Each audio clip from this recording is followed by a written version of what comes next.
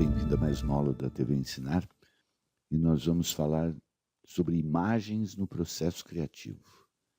E é um assunto bem legal, ele vai enriquecer bastante seu conhecimento e eu espero que vocês gostem. A primeira coisa que eu quero falar para vocês é sobre o estudo da arte. Estudar arte é aprender a ler e interpretar a obra de arte. A história da arte ela é riquíssima e nos traz uma evolução muito grande da representação figurativa através dos movimentos artísticos. Então você entender o que é surrealismo, dadaísmo, cubismo, arte contemporânea, impressionismo, expressionismo, barroco e por aí afora, vai ajudar você a conceber imagens para os trabalhos que você vier a efetuar. E estude também um pouco de mitologia e do folclore, principalmente folclore brasileiro, que é riquíssimo e pode nos ajudar muito na hora de construir uma imagem para a transmissão de uma mensagem visual. E procure entender também a evolução da linguagem através da forma, através da imagem. E isso é bem legal através de visitas a exposições, museus, enfim, não importa do que, se é fotografia, se é pintura, se é escultura, se é mostra de cinema, tudo que você puder estudar sobre arte vai enriquecer muito o conceito que você deve ter sobre conceber imagens e conceber essas imagens de uma maneira direcionada. Bem, hoje a gente precisa adquirir as imagens e aí eu posso adquirir essas imagens através da produção. Então, por exemplo, se eu precisar de fotografia, o ideal é eu contratar um fotógrafo. E os fotógrafos, a maioria deles são especializados em alguns segmentos. Então, o fotógrafo de moda trabalha basicamente com moda. O fotógrafo de produto vai trabalhar com produto. O fotógrafo que trabalha com efeitos, tipo splash, né, como Tony genérico, você vai contratá-lo quando houver necessidade desse tipo de trabalho. E a mesma coisa com o ilustrador. O ilustrador ele tem técnicas diferenciadas, ele tem estilo diferenciado, então eu preciso saber fazer essa escolha. E posso também me valer dos bancos de imagem, né? Que existem vários, inclusive muitos deles são gratuitos. E dependendo do trabalho que você for realizar, não se esqueça de colocar os créditos. Em publicidade não costumo utilizar muito o uso do crédito, mas em jornais e revistas o crédito é fundamental para poder registrar quem fez aquela imagem. E aí, o que nós vamos trabalhar basicamente hoje? Hoje tudo é digital e eu sugiro que você assista a aula Imagens, Bitmap e Resoluções, que vai ajudar bastante você que tem pouco conhecimento sobre os tipos de imagens digitais. Então, fazendo um resuminho rápido, as imagens bitmap, elas são compostas por quadradinhos, né, que são pixels, e eu posso adquiri-las através de bancos de imagem, câmeras digitais, ou posso pegar imagens analógicas, né, fotografias que foram reveladas e ampliadas, e aí eu tenho que usar o scanner. Se for ilustração feita à mão, eu também terei que utilizar o scanner. E eu tenho softwares hoje que permite que eu faça não só a edição das imagens, mas crie imagens, como o Photoshop, o Corel Photo Paint, o Corel Painter, né, que tem muito ilustrador migrando da prancheta e fazendo suas ilustrações direto no computador. E a minha preocupação maior sempre será resolução. Imagens bitmap, eu tenho que ter isso na cabeça. Resolução. Resolução é tudo. Já as imagens vetoriais, como elas podem ser ampliadas ou reduzidas sem perda de qualidade, então eu não preciso me preocupar tanto com a resolução, entre aspas. Porque no final de tudo, uma imagem vetorial, ela também será uma imagem bitmap. Eu preciso rasterizá-la, por exemplo, para aplicar num outro software, num outro tipo de material. Então, durante o processo de edição, as imagens vetoriais são fantásticas, mas na hora de determinar o destino onde ela será aplicada, ela poderá sim ser rasterizada, ou seja, ser convertida num bitmap. E aí os softwares mais usados são o Corel e o Illustrator, e são os best-sellers, né, de imagens vetoriais. A fotografia, cujo resultado será uma imagem bitmap, ela pode ser adquirida através do banco de imagens, e aqui eu tenho um problema: caçar a foto. Que trabalho que dá em procurar e achar a imagem ideal para aquilo que você quer fazer, diferente de você contratar um fotógrafo. E aí, com o uso dessas imagens do banco de imagens, eu posso fazer uma fotomontagem para compor uma nova imagem. Agora, dependendo do trabalho, como eu comentei antes, eu preciso ter um profissional especializado. Isso vai envolver produção, e a produção envolve custos. Então, será que você colocou isso no orçamento? E uma coisa que é fundamental é pensar na mídia. Onde essa imagem será publicada? Na impressão ou tela? Volto a falar. Você tem que saber sobre resolução da imagem. No caso da ilustração, ela pode ser manual, aí eu terei que usar um scanner para poder efetuar a digitalização dessa imagem. Às vezes eu preciso dar um tapinha na imagem, né, fazer um tratamento, melhorar o foco e etc. E posso fazer essa ilustração de forma digital. E aí ela pode ser bitmap, como a gente já comentou, e pode ser vetorial. E a minha preocupação também sempre será onde essa imagem será publicada. Então eu tenho que ter a preocupação com a mídia, e volta à questão anterior. Preciso saber de resolução. Será que a resolução que eu estou trabalhando é suficiente para aquilo onde eu vou publicar a minha imagem? Então toma cuidado com isso aí. Mas falando de imagem propriamente dita, eu tenho que pensar no quê? Na composição da imagem. E aí envolvem várias coisas. Finalidade do assunto, planos, enquadramento, ângulo, foco, movimento, cor, efeitos e a edição. Então nós vamos detalhar isso aqui para que você tenha um caminho na hora de produzir as imagens que você quer trabalhar.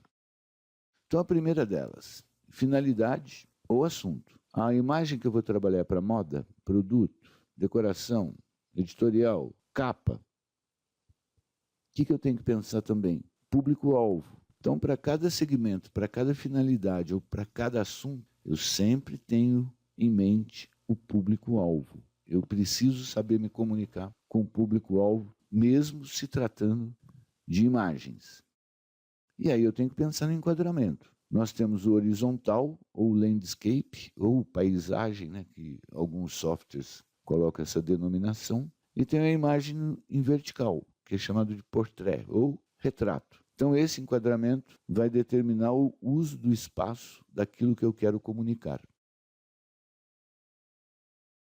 Aí eu tenho que pensar nos planos. O legal dessa parte de planos é que vale para fotografia, para ilustração e vale também para a imagem em movimento, para o vídeo ou para a animação 3D. Então os planos mais usuais são o plano geral, quando tenho o personagem ou os personagens dentro de um ambiente, que recebe o nome de cenário.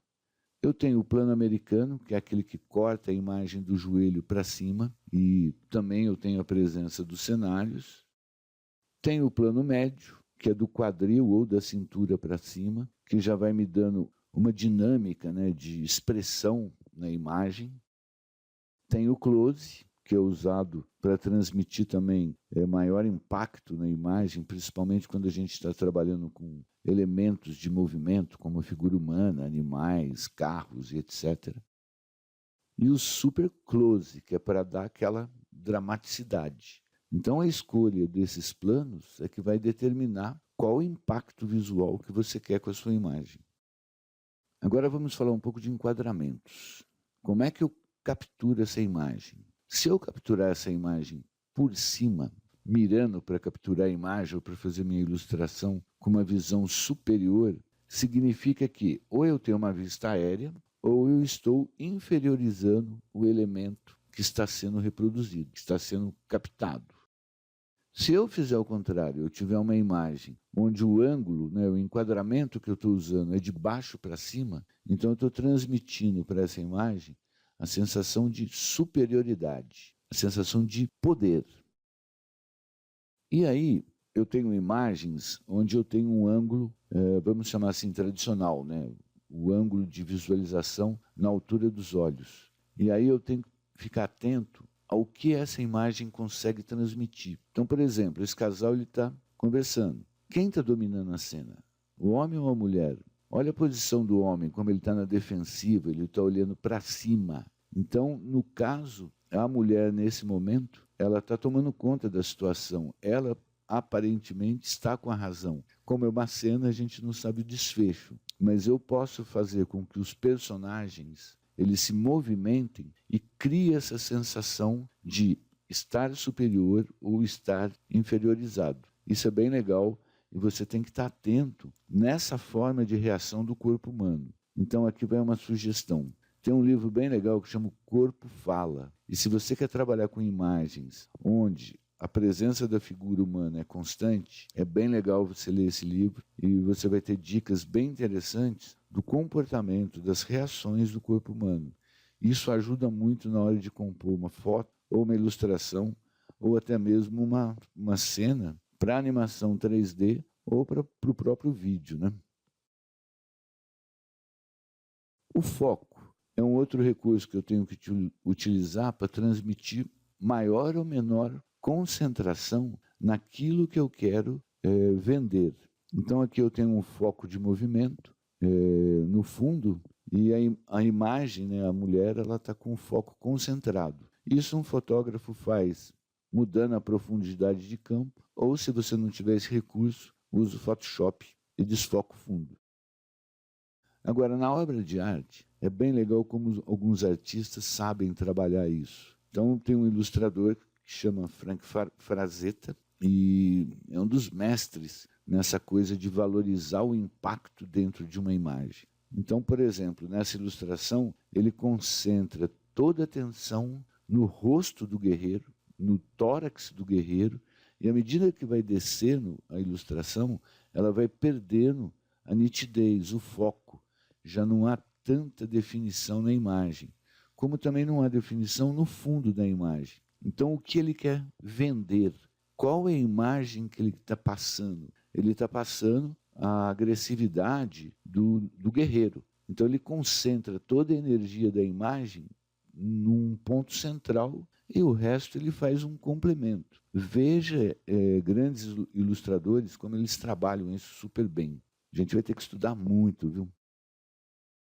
Tenho que pensar na imagem parada, né, na fotografia ou na ilustração, mas que me transmita movimento. No caso da fotografia, eu tenho recursos na câmera ou posteriormente na edição da imagem que me dão essa sensação de movimento. E aqui vai um detalhe a mais. Imagem indo para a esquerda é retornar, ou pode ser também interpretada como uma imagem de mensagem negativa.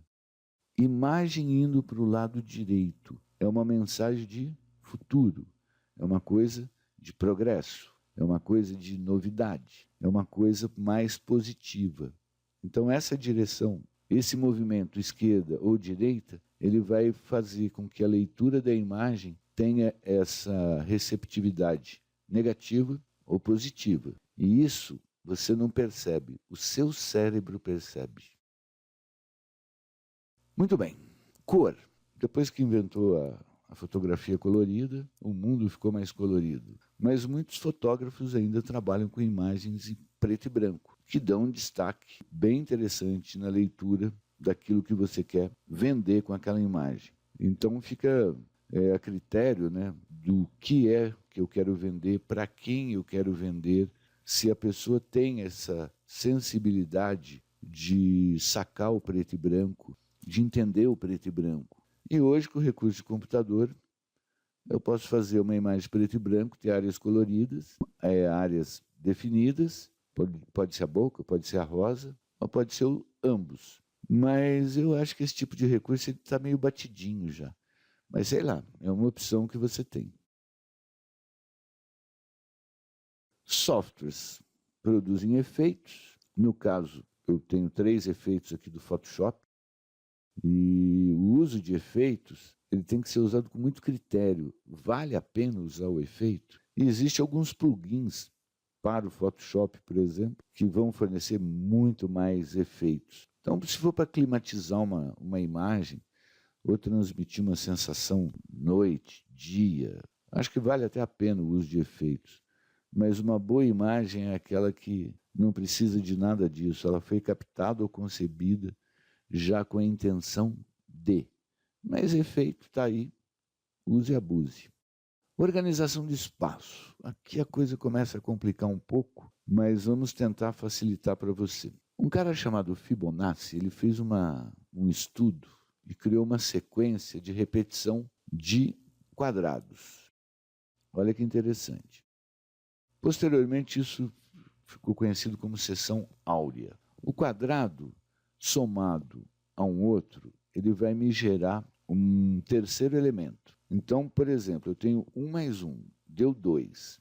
Esse 2, que é o resultado, somado com o valor inicial, que é 1, me dá 3. Então, esse quadrado que foi gerado, ele é chamado de 3. Muito bem. 3 com 2, que é o anterior, dá 5. 5 com 3, que é o anterior, dá 8. Eu estou fazendo a leitura de baixo, do centro para baixo, e indo para a esquerda. Aí eu tenho o quadrado 8.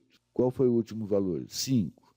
Vai me dar um novo, 13. Aí eu tenho 13. Com o anterior, que era 8, deu 21. Bacana, o que eu faço com isso? Isso aqui permite que eu crie semicírculos que eu colocando, vamos pensar em compasso, né? Eu colocando a ponta seca do compasso em um dos vértices, eu vou traçando esses semicírculos. E isso vai me gerar o quê? Vai me gerar uma figura da matemática que se chama espiral. E essa espiral é baseada num recurso matemático que chama PA, que é progressão aritmética. E aí eu vou aumentando cada vez mais essa espiral. Bacana. E aí, para que serve isso? Qual foi a intenção disso? Foi comprovado que vários elementos naturais, eles usam a construção da sequência de Fibonacci. Então, se você pegar, por exemplo, um furacão, um tornado, o centro dele, à medida que ele vai girando, ele vai seguindo a sequência de Fibonacci. Isso é muito louco. Se você pegar, por exemplo, uma concha, um caracol, serrar ao meio, você vai ter a sequência de Fibonacci. Algumas plantas, elas crescem girando. Isso é por causa do Sol. E qual é a sequência que elas usam? A sequência de Fibonacci. E vários elementos da natureza têm partes do seu corpo que são baseados na frequência, aliás, na sequência Fibonacci. Antigamente a gente usava um recurso para traçar com nanquim que se chamava curva francesa. E a curva francesa, ela permitia que eu fizesse junção de curvas precisas baseadas na sequência de Fibonacci. O mundo, ele é uma grande obra complexa, matemática e trabalhando na sequência Fibonacci. Muito bem. Se eu for pensar nisso para criar uma imagem, eu fico louco. Então, o que foi feito? Esse processo ele foi simplificado e foi chamado de regra dos terços. Então, eu pego uma imagem, divido ela em 3 partes. E aí, na intersecção das linhas, eu vou ter pontos. Esses pontos, eles podem ser o centro da sequência de Fibonacci. E aí, através desse ponto, eu tenho uma visualização mais confortável, mais centralizada da imagem. E isso passou a ser utilizado em vários tipos de trabalho. Então, os grandes pintores, muitos deles utilizavam a regra dos terços. Aqui do lado esquerdo eu tenho uma obra do Gauguin e do lado direito eu tenho uma obra do Salvador Dalí. Mas eu tenho hoje enquadramento de TV, eu tenho enquadramentos fotográficos que colocam o elemento que eu quero destacar em um dos pontos da seção áurea ou em uma das intersecções da regra dos terços. Aí eu posso fazer um direcionamento da minha leitura. O ponto central, aquilo que eu quero vender, estar localizado em uma das intersecções que são chamadas de seção áurea. Isso é bem legal. Outro recurso que é fundamental na composição de imagem é luz e, consequentemente, sombra. E se você quiser estudar luz e sombra profundamente, estude um pintor chamado Caravaggio. Aliás, no YouTube tem uma série sobre arte da BBC e tem lá a história do Caravaggio. É bem legal, procure, assista. Você vai ficar impressionado com a história do cara e da técnica dele no trabalho com luz e sombra. Mas vamos ao que interessa. A luz e a sombra, ela permite, ou elas permitem, que uma imagem bidimensional que tenha largura e altura nos provoque a sensação de terceira dimensão. Então, olha que legal, eu tenho essas formas geométricas que estão desenhadas de forma bidimensional, mas através do recurso de luz e sombra e de suas faces que foram criadas pela perspectiva, tem essa sensação de terceira dimensão. Então, a luz e a sombra, ela é fundamental, ou são fundamentais, para a visualização da terceira dimensão. A sombra, ela é tão interessante que ela pode trazer muitas sensações. Um grande imperador russo, chamado Ivan o Terrível, ele usava sua sombra para intimidar e impressionar os seus guerreiros. Então as pessoas achavam que ele era enorme, porque ele utilizava a sua sombra para transmitir essa sensação de ser maior, de ter mais poder, de ser imbatível.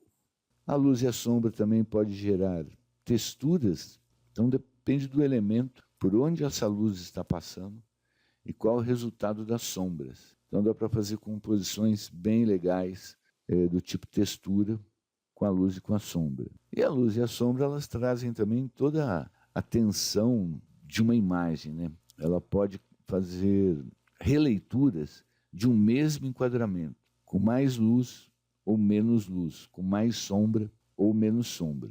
E aí, na hora que você consegue dominar esse uso da luz e da sombra, aí você consegue produzir imagens como Caravaggio. Olha que coisa linda. É uma foto, mas parece um quadro pintado pelo Caravaggio. Seguindo, quando eu vou criar uma imagem ou captar uma imagem, eu tenho que ficar atento às linhas que compõem o cenário. Então, por exemplo, aqui eu tenho uma linha do horizonte, que é uma linha horizontal. Quando eu tenho linhas horizontais em uma imagem, eu tenho sensações de calmaria. Eu tenho sensações de uma coisa tranquila.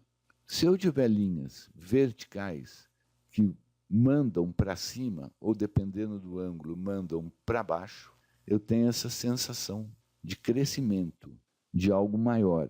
E quando eu tenho linhas diagonais, eu tenho a sensação do movimento. Então, fique atento às linhas que compõem o cenário e veja que tipo de mensagem ou que tipo de velocidade você pode transmitir com o uso dessas linhas. E a perspectiva é um clássico na captação e na reprodução de imagens. A perspectiva é baseada na linha do horizonte e no ponto de fuga. Então, essa linha do horizonte ela está na altura dos meus olhos e o ponto de fuga é para onde eu estou olhando. E o legal da perspectiva é que ela me dá essa sensação de ir ou de vir. E isso é muito importante numa imagem. Lembra a imagem que vai para a esquerda, que vai para a direita? Aqui eu tenho o vai e o vem. E eu estou usando o quê? Perspectiva. Então está bem claro que do lado direito está indo e que do lado esquerdo está vindo. Muito bem. Aí eu posso aproveitar também linhas de perspectivas que se desenham na paisagem. Então observe as linhas dos prédios, as linhas que formam aqui a calçada. Elas estão em perspectiva. E qual é o lado que está a minha modelo? O lado direito. Então ela está vindo, ela vai para o futuro, né? Ela não está regressando. Se eu inverter a imagem, aí eu tenho uma sensação diferente. Então ela voltou, ela veio ao meu encontro. Na outra imagem, deixa eu voltar aqui para você ver. Ela está indo ao encontro, indo direita, voltando, esquerda. que me ajudou nisso? Não foi só a inversão da imagem, foi a direção da perspectiva. Então fique atento à direção que está o ponto de fuga para te dar essa sensação. Está indo, está vindo. Fique atento nisso, é bem legal ter a perspectiva como aliada da construção do movimento. O corte. Eu vou usar de novo essa modelo porque ela tem uma cara de Mona Lisa. O corte é você escolher uma parte da imagem que será utilizada. Qual é o grande problema do corte? É se o corte vai te dar o tamanho suficiente, e isso envolve o quê? Resolução, e se isso vai ser possível de ser reproduzido. Então, se a minha imagem original aqui do lado esquerdo, ela tem 21 de largura, por exemplo, dá para eu utilizá-la numa capa de revista. Mas se eu cortar a imagem e ampliá-la, eu vou perder resolução. Então eu tenho que estar muito atento na hora que eu for efetuar um corte para eu ter essa consciência de que o corte será suficiente para aquilo que eu quero aplicar à imagem. Está claro isso? Resolução de novo, né? Que coisa. Ajustes e retoques. Depois do surgimento do Photoshop, né? Toda a imagem passou a ser editada. E o que a gente percebe é que às vezes essa edição ela é exagerada. Teve até um caso de uma modelo que saiu numa revista masculina sem umbigo. Procura na internet que vocês vão ver. Essa imagem está bem enquadrada, está bem focada, mas eu percebo que algumas coisinhas podem ser melhoradas. Por exemplo, na coluna da esquerda existe uma mancha que ela está comprometendo a leitura. É uma coisa que fica incomodando, que fica chamando a minha visão. Então, isso é uma coisa que eu preciso remover. Removi, beleza, tranquilo, não comprometeu em nada a minha imagem original. Se eu fizer uma avaliação mais profunda agora, eu percebo que a cor do cabelo da minha modelo não está legal. A franja está colorida, o rabo de cavalo está colorido e o meio do cabelo não está colorido. Na verdade, essa japonesinha exagerou aí na dose, mas beleza, não tem nada a ver com isso.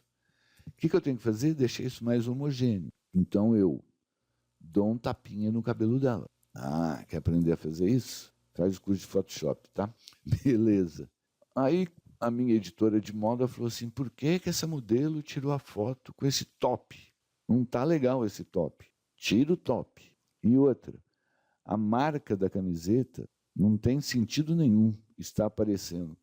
Eu não estou fazendo uma fotografia para divulgar produto. Eu estou fazendo uma fotografia para a parte editorial. Tira isso. Sumiu.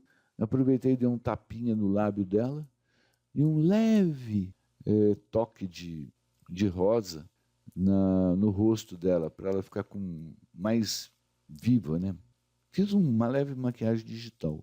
Então, o que eu percebo na imagem original e na imagem final? Que o que foi modificado não alterou praticamente em nada a imagem. Simplesmente melhorou a qualidade da imagem. Então, a coisa está mais homogênea, mais definição de luz e de sombra, mas eu não desconfigurei a imagem que o fotógrafo capturou. Eu removi alguns elementos que realmente estavam atrapalhando a imagem. Ajustes e retoques têm que ser efetuados com muito critério. Temos que pensar também na hora de compor imagens nas figuras de linguagem. E algumas figuras, né, são bem características. Por exemplo, a metáfora. Aí eu tenho esse carrão aí. Meu pai tem um carro que é uma barca. Então, em alguns lugares, ainda se usa esse termo. Eu estou usando uma metáfora. O cara saiu de casa voando com sua moto. Moto não voa, a não ser esses caras que fazem motocross. Então, eu posso transmitir essas sensações de metáforas na hora que eu for compor uma imagem. Posso usar também a metonímia, que é uma outra figura de linguagem. Pessoal, essas figuras de linguagem são usadas na língua portuguesa, viu? Lembra do curso de redação? Muito bem. No caso da metonímia, é quando eu emprego um termo no lugar de outro, ou uma causa pelo efeito, ou a parte pelo todo. Então, por exemplo, aqui eu tenho um exemplo mundial, né? Você geralmente escuta, tira uma xerox. Xerox é o equipamento. Você vai tirar uma fotocópia. Então, o que aconteceu? Eu troquei o serviço pelo produto. Aliás, eu troquei o serviço pelo equipamento, né? E eu não posso mandar tirar uma Xerox. Se eu mandar tirar uma Xerox, eu tenho que remover a máquina daí. Mas isso virou uma coisa tão popular que hoje em dia todo mundo usa mais esse termo, tira uma Xerox, e não tira uma cópia ou uma fotocópia. Vamos ver mais um exemplo. Eu tenho, por exemplo, essa parte pelo todo. Então, aqui no meu exemplo, o que eu tenho? As pernas foram às compras. Cara, a perna não anda sozinho. Quem vai às compras são pessoas. Posso também fazer um emprego para caracterizar o todo. Então, para eu falar do Rio de Janeiro, em vez de eu ficar montando áreas turísticas, né, quais são as duas maiores referências do Rio de Janeiro? O Pão de Açúcar e o Cristo Redentor. Então, eu tendo essa imagem, eu já falo tudo, já falo do Rio de Janeiro. Simples assim. Sei lá, se fosse falar de São Paulo, geralmente o pessoal usa a Praça da Sé ou a Avenida Paulista. E a outra figura que nós vamos falar é o símile, né? Que é alguma coisa que eu comparo. Então, por exemplo, aqui na embalagem do papel neve, eu tenho macieza veludada. Cadê o veludo? Eu tenho que tomar cuidado com isso aí, porque muita gente não sabe o que é veludo. Mas agora olha que bacana isso. Esse papel higiênico, ele é de uma linha mais nobre, ele é mais caro. Então, o público-alvo dele, com certeza, sabe o que é veludo, o que é uma maciez aveludada. Voltamos lá no começo, lembra? E ele ficou rugindo feito um leão. Bom, o ser humano não ruge. Pode ficar nervoso, espernear e virar o Wolverine. Não ruge. Então você pode usar essas comparações, né, de elementos de diferentes categorias para transmitir a mensagem que você quer. E aí uma das que são mais utilizadas, né, é o paradigma, que é quando eu tenho um padrão de pensamento, né? Essa campanha da linha Ecos da Natura é bem legal, porque o produto é feito com castanha do Pará, e aí o que eles utilizaram para enriquecer a peça? Fotos do cara colhendo a castanha do Pará, transportando a castanha do Pará, e ficou uma composição bem bonita. O que eu gostei muito também é que as imagens elas não são da mesma largura, elas têm larguras diferentes, mas sente o peso pelo tipo de plano que foi utilizado. Voltamos, né? No caso aqui do rapaz do lado esquerdo, ele está no plano médio, e aqui o rapaz que está no barco está num plano geral. Somaram-se, né, as duas imagens e ficou uma leitura bem conceitual, bem homogênea. Curti muito. Outra figura que nós temos é a analogia, né, que é comparar as coisas. Então, se você usar o creme Revers, seu corpo ficará como o de um violão. E uma que é de marca, né, por que esse carro chama Mustang? Porque foi feita a analogia com aquele cavalo selvagem que tinha nos Estados Unidos. Parece que algumas regiões ainda tem, que é liberdade, velocidade, força, enfim, coisas que o Mustang te dá. Resumindo, olhe, preste atenção, observe, vá ao cinema, veja TV, veja propaganda de jornal, revista, vá em exposições de arte, fique ligado na imagem. Agora, quando a gente observa uma imagem que já foi capturada, serve como aprendizado. Por isso, frequentar esses ambientes de exposição, de cinema e etc. Eu gosto muito de ficar vendo capa de revista e de livro. Mas faça um exercício com a imagem que você está vendo nua e crua. Como que você enquadraria essa imagem? Qual a sensação que você quer transmitir? Como que você faz isso? Porque ver o que está pronto ajuda, mas eu quero ver você criar a imagem, você enquadrar a imagem. Isso você tem que exercitar. Então, o estudo, você deve efetuá-lo com o que está pronto, que está ali para você aprender. E o treino é você pegar o mundo que você vive e ir enquadrando essas imagens na sua mente. Por isso que é legal o uso do RAF com papel, né? Você tem um sketchbook. Não precisa fazer uma ilustração. É só fazer uma marcação daquilo que você quer sintetizar naquela imagem, naquele enquadramento. E aí, velho, ir trabalhando isso e melhorando a cada dia. Nós vimos que vários itens foram relacionados e o estudo da imagem é uma coisa bem complexa. A aula que eu passei para vocês é para ajudá-los a trabalhar com processo criativo de uma maneira bem objetiva. Mas eu indico para vocês esse livro que chama Gestalt do Objeto, que é do João Gomes Filho. Não estou ganhando nada para falar desse livro. É um livro que eu tenho aqui na minha biblioteca. Na verdade, fica aqui do meu lado. E às vezes eu quero dar uma nova mensagem para uma imagem, ou eu quero explorar uma coisa nova. E aí eu dou uma folheada nesse livro e pego assim alguns tópicos. E aí eu consigo ter novas informações ou fazer um remember, né, do que eu já conheço e melhorar ainda mais a forma com que eu vou compor as imagens que eu vou utilizar. Se você tiver uma graninha, compre esse livro, que é bem legal. E se você não tem uma graninha, tem um monte de sebo nos grandes centros, tipo São Paulo, Rio, Curitiba. E você vai encontrar com certeza por um preço bem mais... preço mais barato, né? Beleza? Então, era isso que eu tinha para falar para vocês. E na próxima aula a gente vai falar sobre layout.